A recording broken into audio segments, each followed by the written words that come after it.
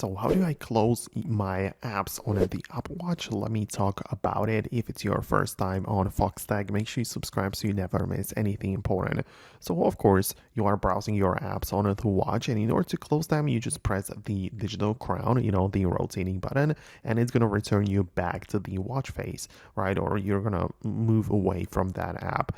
But if you want to actually delete it or like close it from the background, what you have to do is to double press that digital crown, the circular button, and you're gonna get to this view where all of the like open apps are showing up as windows, something similar to the multitasking panel on the iPhone. And now all you have to do is just to swipe left on the individual windows. The red X button is gonna appear, and that's how you can close it from running in the background, right? It used to work a little bit different, like it kind of get changed a little bit because we also have like the other button on the Apple Watch, and we used to just tap that to access this. So now it's double clicking the digital crown, the rotating button, and the other button is for the control center. So that's how you can do this. One more thing though, you can also check out the settings or the watch app on the iPhone and turn off the background app refresh, which is technically also closing your apps, but from like running in the background on their own,